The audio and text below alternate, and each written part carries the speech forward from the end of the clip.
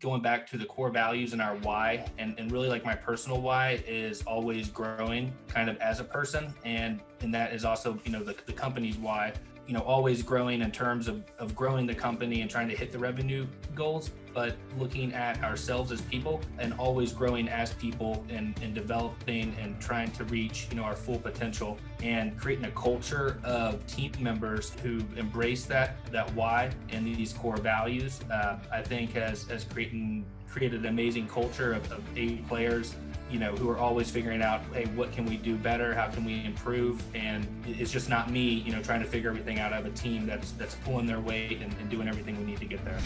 Welcome to Grow Think Tank. This is the one and only place where you will get insight from the founders and the CEOs of the fastest growing privately held companies. I am the host. My name is Gene Hammett. I help leaders and their teams navigate the defining moments of their growth. Are you ready to grow? You know, core values are important to the success of your company. Well, if you want it to grow, you've probably heard core values are something that you should hire and fire by. Firing by your core values means that when people get out of alignment, when you have not been able to coach them up and coach them through and get them to see what really the values are that align people together, that you've got to move them along. Firing through core values is something that you have to do religiously, and you really want to understand what that means. You also want to hire by core values because you want to bring in people who have a natural adherence and fit for the organization. When you have clarity with your core values, it provides a place that people want to come to work for, and it's clear what they should be doing while they're there. Now, what is beyond hiring and firing by core values? Well, there's a lot of pieces to it that you want to make sure that you pay attention to, very intentional about, if you want to create the space for people to grow together and to execute and hit the goals that you have set out. Now, my job is to help you understand exactly what that is. Inside this episode, we have the founder of LST Properties, Alex Parker. Now, they were on the Inc. list this past year, and they've grown really fast. And why are we having them talk about core values again and again and again? Is because people just aren't getting it. They have this kind of vision in their mind that core values is just one project and getting a business started. And some people skip it altogether. Those that are hiring and firing by core values are also doing some other things that we look at inside this episode. What I like most about this, Alex talks about book reviews and what that really means to the core values and how they make it part of their everyday conversations and how they make it a part of their meetings across the weekly and months of the business. So stay tuned for Alex talking about this. Before we go into this interview, let me ask you a couple of questions that allow you to reflect on your own leadership. Are you clear about what does it take for you to level up as a leader? Are you clear what it will take for you to really engage the team at a higher level to reach the next big milestone, whether it be financially or some other thing that you're focused on as an organization? Well, if you're not exactly clear, I want you to think about hanging out with peers that will challenge you to grow and challenge you to get really clear about what those missing skill gaps are, but also the mindset shifts and all of the things necessary for you to be an extraordinary leader. If you want to hang out with other leaders that are already growing fast, then check out fastgrowthboardroom.com. Inside there, you'll find out a few of the details that we put in there specifically to help you grow as a leader, help you be a better entrepreneur, and help you create more value within your company. Just check out fastgrowthboardroom.com. Now, here's the interview with Alex. Alex, how are you? Hey, doing well. How you doing, Gene? I am fantastic. Excited to have you on Grow Think Tank. I've already let our audience know a little bit about you and what we talk about today, but I'd love for you to give them some context on the company that has been so fast and honored by the Inc. list, LST Properties. Yeah, absolutely. So we started LSP Properties, which stands for Low Stress Transaction Properties, back in 2013. And so I've been doing it for a little while now. And basically what we do is provide solutions to home sellers, whether they be in a pre-foreclosure situation, need serious repairs done to the home, or have another situation where the traditional model of sale might not be the best fit. And I think we've really found a competitive advantage rather than just coming in and saying, hey, we're going to buy your house. We're going to take a look at their whole situation and really make sure it's going to be a good fit for them and make sure it's a win-win. And if they're going to come out on the other side, whether they are in a pre-foreclosure situation or something like that, and have a fresh start. And then after we typically purchase a property, we will redevelop it and then resell that property or we'll lease it out in our rental portfolio. Perfect. So more of a long-term hold, or are you doing flipping or doing both? Doing both, yeah. So a combination of both, just depending on where it is and kind of what allows us to make the best offer to the seller. Well, Alex, I have you here because we've done some research on what makes fast companies grow, and it's really the kind of the basis of the entire podcast. When you think about your company growing, you don't have the biggest team in the world. What you said, about 11 employees, 35 independent contractors that you work with on a regular basis. What is the thing or principle that really has driven the growth for your company? I would say there's a few different mechanisms kind of behind what our success and our growth has been. Our kind of going back to the core values and our why, and really like my personal why is always growing kind of as a person. And that is also, the company's why, always growing in terms of growing the company and trying to hit the revenue goals, but looking at ourselves as people and always growing as people and developing and trying to reach, our full potential, and creating a culture of team members who embrace that why and these core values, I think has created an amazing culture of A players, who are always figuring out, hey, what can we do better? How can we improve? And it's just not me, trying to figure everything out. I have a team that's pulling their weight and doing everything we need to get there. When you talk about values, a lot of people, I think, get this wrong, but you're a small company. But I want to kind of go back to when you first started thinking about values. Was it really early? Was it somewhere in the middle of your growth, or is this a recent thing for you?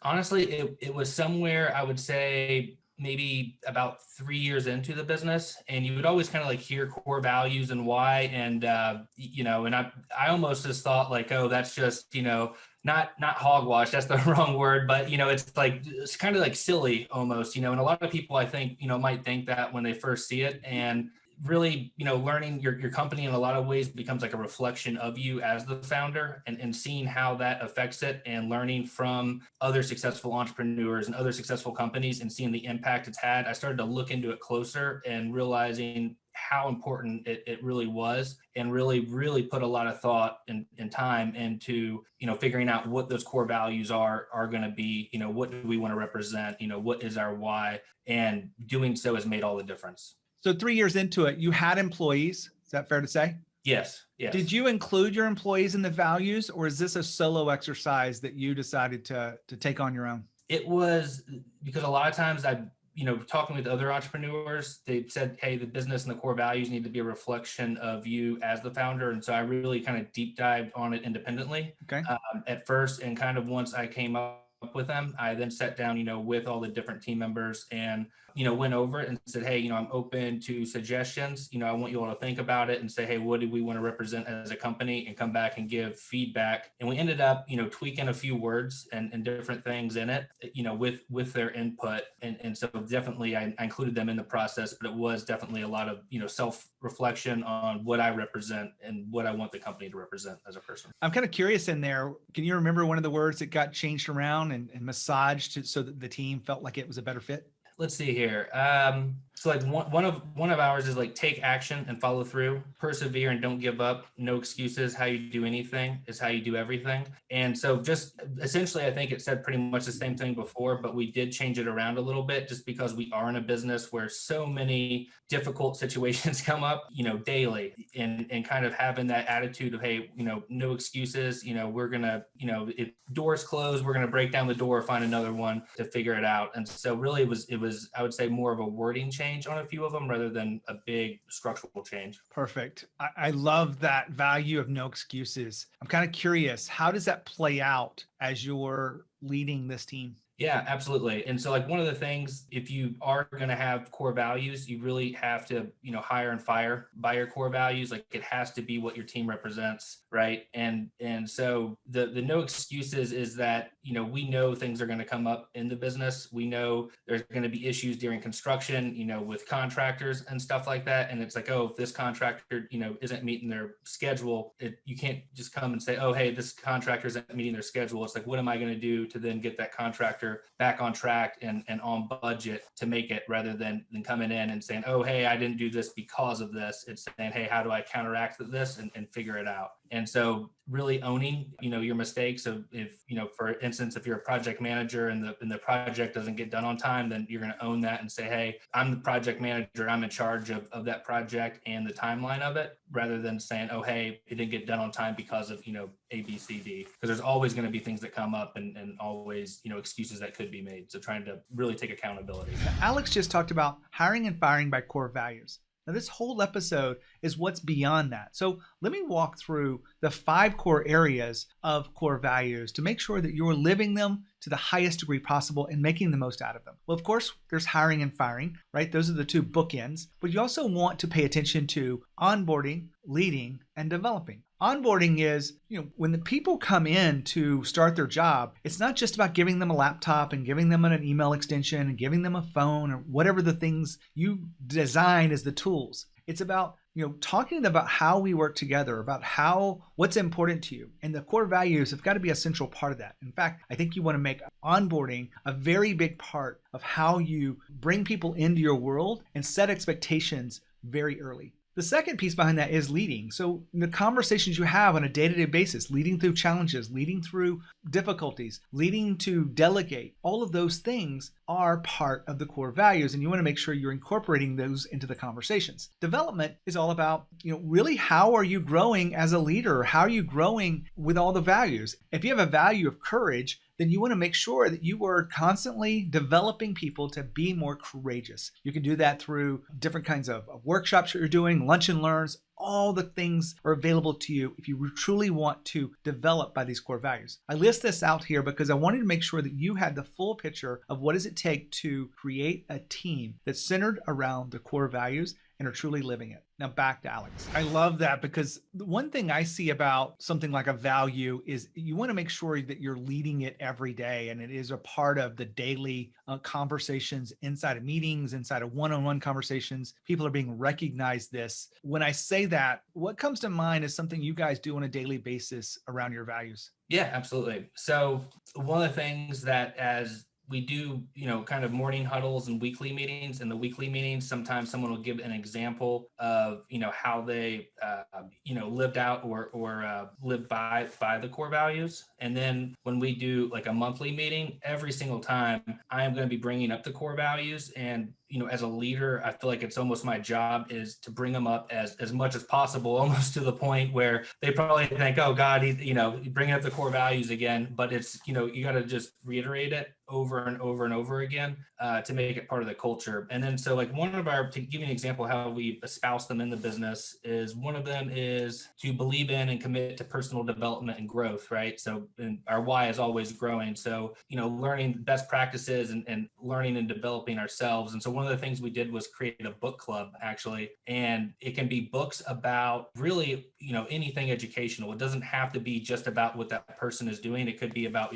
personal finance, personal development, growth, anything like that. And what we'll do is actually incentivize them to read the books by paying different amounts for different books. And sometimes there'll be one book I wanted a lot of people to read recently was The E-Myth, right? And I wanted everyone to do it. And so I put a little bit of a bigger incentive on that book to get it through. But things like that book club, and trying to incorporate it into the business. One of the things I want to put a spotlight on for you and the audience here listening is, I've seen a lot of companies that are trying to figure out ways to create culture, and they struggle through the coronavirus kind of thing and whatnot, but they could do a book club to reinforce culture, reinforce conversation. And here's the beautiful thing. It doesn't have to be a business book. It could be that you mentioned personal finance. Did you guys pick a personal finance book and talk about that as a team over the last few years? Yeah. And so it's not, everyone doesn't read the same book at the same time. It's a library of books, and they can choose which book they want in order to get credit. Basically, at one of our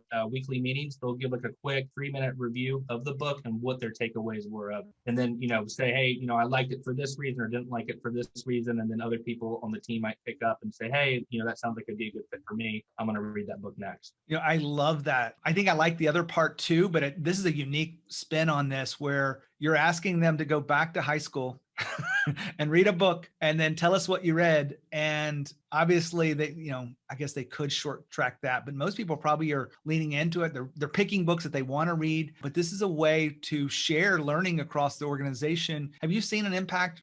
Maybe someone hearing a book report and say, "Oh, I want to read that book too now." Oh, yeah, absolutely, 100%. And since, we first started it and just kind of seen people adopt it, I think some people might be a little bit hesitant, even though they wouldn't tell me about, kind of jumping on, to it. I think, once they get into it and read a few books, it kind of changes and they kind of really adopt, getting into it. And also, you're getting paid a little bit to read the book. And so you have that little bit of incentive as well. I want to switch gears a little bit here, Alex, because you had talked about the importance of a company that is growing together as people. And I find that leaders will say that they're growing, but they get a little stagnant in their own growth, their own evolution. What would we see in your life from a day-to-day or month-to-month practices around your own personal growth? Yeah, absolutely. So several years ago, I adopted kind of a version of the Miracle Morning, which I'm sure if you haven't read that book, I highly recommend. But it's kind of, a personal routine every morning with like meditation, working out a little bit, and then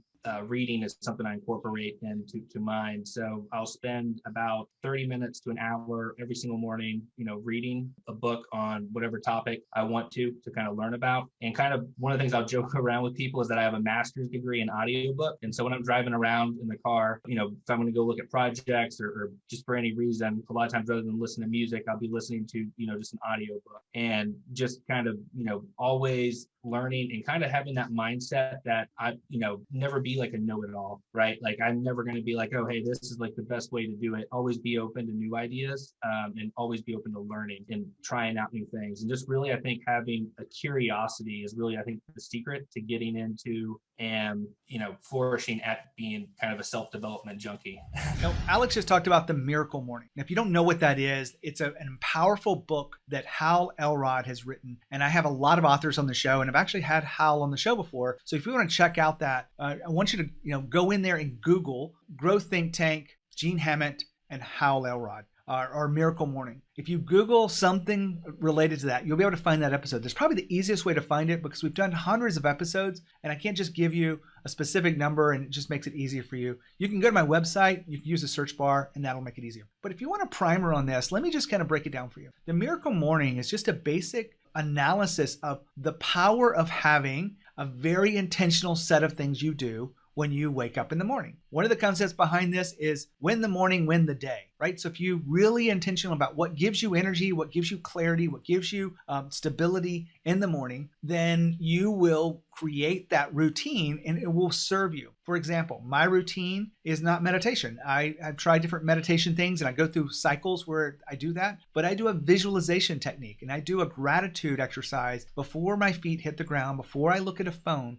I'll spend 5 minutes thinking about my day, thinking about the vision I'm creating, the big goals I'm creating, and let myself fill it. I will also think about what I'm grateful for in the immediate term. Usually it's my family, usually it's my health, usually it's something very small, and I create that together as a 5-minute routine before I jump up and go work out. That's the next piece to my workout routine. And so if you want to have more power available to you and more energy, then you want to make sure that you are clear about how you spend your mornings. You can spend as little time as I do, or you can spend as much time as I heard someone say that they spend about 3 hours on their morning routine. Now, I don't know, I'm not going to pass judgment on this, but I would just want you to think about being intentional about how you wake up. And I can be very certain that most people that are very successful aren't picking up their phone first thing, checking their text messages, checking their email, or even checking social media. They are actually being very intentional not to check those things. So if that's your routine, then you might want to look at, what would better serve you in this time, in this space, in this season of life. Just my 2 cents here on the Miracle Morning and how powerful it is when you adopt it and modify it just for you. Now back to Alex. I listen to a lot of podcasts, a lot of audiobooks too. This past year has been a little bit less so because I don't spend that much time in the car. But I will say that I really enjoy it. And part of it though, I get a little frustrated because I want to take notes and I can't do that while I'm riding in the car, right? And so I'm like, let me pause this and come back to it. And I got to do it at a time when I'm actually sitting in a place to take notes. But when you think about being open to new ideas, what has that allowed you to do as a leader of this company? Absolutely. Yeah. So being open to new ideas. So probably my ideas about business and, how a business should be ran and everything from, day one to today is completely, different from, from coming into it. And that is, all about what I've learned. And I would say trial and error as well, in the business. So you make a mistake and you figure out, hey, how do I learn and adapt from that? One of the big things I would say that I learned at a critical point was looking at employee or team member performance. At this one point, I was looking almost at, for certain office jobs, like getting software that looks at productivity, almost like it's like keystrokes and stuff like per minute. And you can compare on a really high level productivity. But then, if you're an employee, you're going to feel like it's big brother, looking over your shoulder all the time and have that pressure. And I was almost kind of going in this direction where it's going to be a lot of control almost on it rather than trust. And I'd just come into the right information about, really inspiring and motivating team members and kind of getting the right people in the role and giving them the reins and not looking over their shoulder, every second. And I think having that piece of information at that time let me take the business in the direction that we did, where if I didn't have that, it would be in a completely different direction that wouldn't be so great. I want to remind you that if you are not on the YouTube channel where we actually give leadership insights and wisdom, check out genehammett.com/YouTube. We've had a massive amount of growth there. We're putting on more content that you can only find on YouTube. Just go to genehammett.com/YouTube if you want to become an extraordinary leader. I remember some people talking about, they thought that the performance tracking and really big brother-ish kind of software would really blow up because more people working from home this past year. And I was really saying in the back of my mind, I hope that doesn't happen, because I hope that leaders learn to truly empower people. And so it looks like you've had to think about that and process that for yourself and say, you know what, the real thing is to empower them, not to look over their shoulder. Alex, I want to wrap this up with one more quick question for you. What's one of the biggest mistakes you've made in building a team and creating this kind of culture you want, that you could share with us today? I would say kind of going in that direction that I just told you about, with kind of, we did a lot of clocking in and clocking out and stuff like that. And just to clarify, going really quickly back on your last question, we do have a lot of key performance indicators that we do measure, but they're, going to be larger ones, right? So if you're an acquisitions manager, how many properties did you purchase, last month? Or project manager, did you come in on budget, below, over, what was the time frame for a completed project? And so we're measuring the results, but not necessarily the inputs, right? So rather than looking at the computer and saying, hey, I'm measuring the, your efficiency on your computer and, making sure you don't go on Facebook and stuff like that.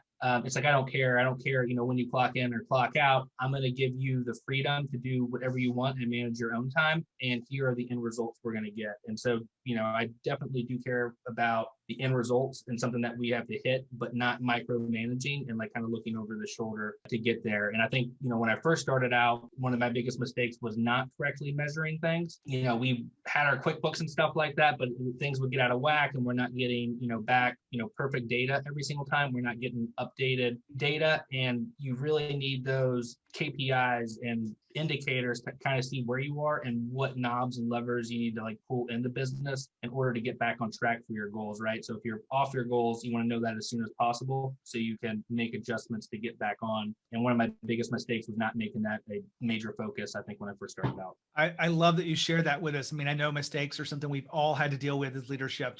I went through this, so I'm not immune. I didn't know everything. In fact, I made a lot of mistakes. And that's one reason why I do what I do today. And it's one reason why I have people that are like you on the show to see their perspective of leadership and culture. So Alex, thank you so much for being here. Hey, thank you so much for having me. So I want to wrap up just a little bit of what you've heard today. What we talked about was the importance of core values. Now, a lot of people, just like Alex said, is this silly? Is this a one-time project? And then we just, move on and get the work done. If you do it right, values are something that guide people when you're not in the room. So if you're not sitting with a client, if you're not, right across the desk with them every time or in the meeting, they will look at that and say, oh, you know what? We have a no excuses. I'm going to make sure I don't make an excuse here. We're going to talk about how we're going to solve the problem as an example. What we also looked at was, creating space for people to grow as individuals and creating that and rewarding them and having these conversations. I love this book review overview idea. So hopefully you're picking up on some details that you can incorporate inside your own culture to keep it growing and keep your leadership on track. If you want to, check out some of the things we have around fast growth leaders gathering together, learning from each other, we have something at fastgrowthboardroom.com. If you want to be a better leader, be an extraordinary leader, and want to evolve beyond where you are today, check out fastgrowthboardroom.com. It may be just the solution for you. We get together, we do some fun stuff like racing Porsches, but we also really grow as people and as leaders. So check out fastgrowthboardroom.com. When you think about growth and you think about leadership, think of Growth Think Tank. As always, lead with courage. We'll see you next time.